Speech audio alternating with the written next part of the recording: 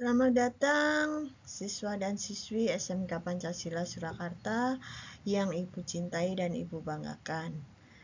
Kali ini kita bertemu dengan layanan bimbingan kelompok dengan materi kematangan emosi. Apakah anak-anak sudah siap untuk belajar bersama Ibu? Nah, ayo kita siapkan diri kita untuk belajar. Konsentrasi kita belajar dimulai. Di sini Bu Neti akan menerangkan tentang perkembangan emosi.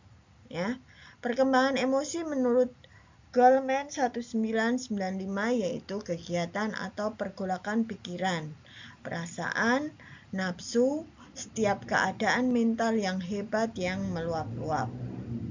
Perkembangan pada aspek ini meliputi kemampuan remaja untuk mencintai, merasa nyaman, berani, gembira, takut, marah, serta bentuk-bentuk emosi lainnya. Nah, di sini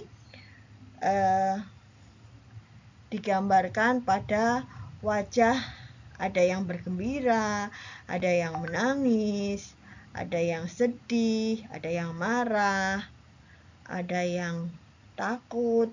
Nah, anak-anak bisa memperhatikan gambar-gambar wajah-wajah yang ada di slide ini. Kemudian pada remaja sangat dipengaruhi oleh interaksi dengan orang tua dan orang-orang di sekitarnya.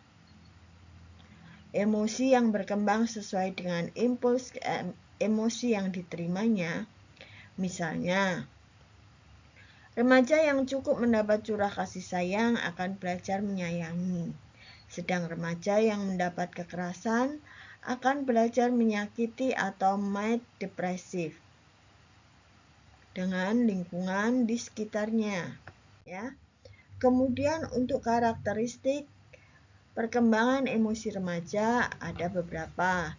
Di antaranya peningkatan emosional yang terjadi secara cepat pada masa remaja awal yang dikenal dengan sebagai masa storm and stress atau badai dan masalah.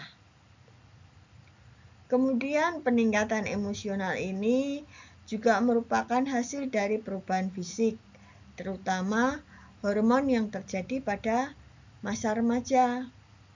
Dari segi kondisi sosial, peningkatan emosi ini merupakan tanda bahwa remaja berada dalam kondisi baru yang berbeda dari masa sebelumnya atau masa kanak-kanak. Pada masa ini banyak tuntutan dan tekanan yang ditujukan pada remaja. Misalnya, mereka diharapkan untuk tidak lagi bertingkah seperti anak-anak. Mereka harus lebih mandiri dan bertanggung jawab. Jadi, itu merupakan perubahan dari masa kanak-kanak ke masa remaja.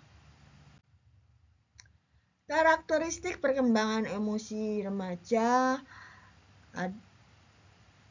menurut Biller 1972 yaitu ciri-ciri emosional remaja pada masa usia 12-15 tahun.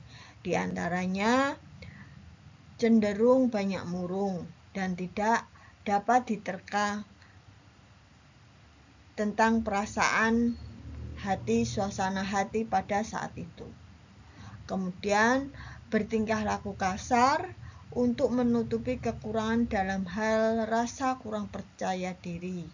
Mungkin karena bentuk tubuhnya atau mungkin status sosialnya seperti itu, ya. Kemudian nomor 3, muncul kemarahan secara tiba-tiba. Jadi kadang tanpa satu sebab, tanpa apapun, tahu-tahu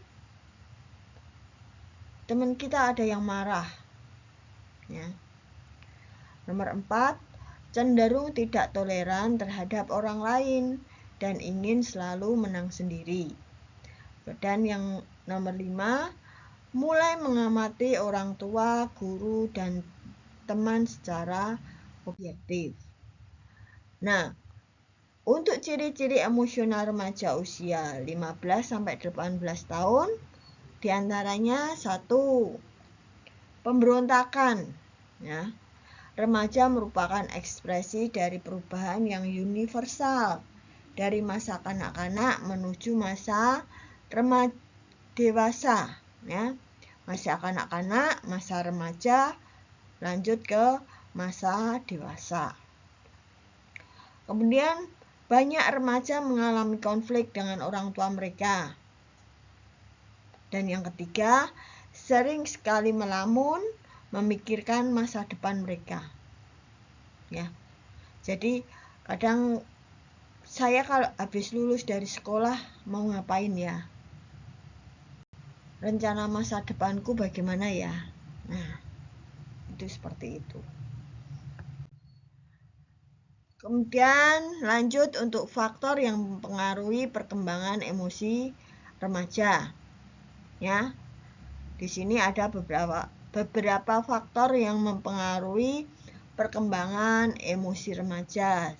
Di antaranya perubahan jasmani. Ya. Mungkin dari gemuk ke kurus atau kurus ke gemuk, seperti itu. Perubahan pola interaksi dengan orang tua. Nah, semakin remaja kadang kan orang tua menginginkan anaknya lebih mandiri, tidak bersikap kanak-kanak, seperti itu. Nomor 3, perubahan interaksi dengan teman sebaya yang biasanya tidak ada masalah, tidak enak-enak saja bergaul antara sesama jenis atau lain jenis. Dengan bertambahnya usia, dengan bertambahnya perkembangan diri kita, jadi timbul ada rasa. Nah, seperti itu. Kemudian untuk yang keempat, perubahan pandangan. Dan yang kelima, perubahan interaksi dengan sekolah. Nah, di sini disebutkan ya.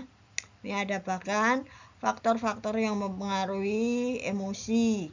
Di antaranya pola asuh orang tua, kemudian pengalaman traumatik, kemudian temperamen, jenis kelamin, usia perkembangan kematangan, dan juga perubahan jasmani, perubahan interaksi dengan teman, perubahan pandangan, perubahan interaksi dengan sekolah. Nah, dari ke-9 faktor-faktor yang mempengaruhi emosi ini, Bu Neti harapkan kalian bisa menjelaskan satu persatu dan memberikan contoh. Ya. Anak-anak kerjakan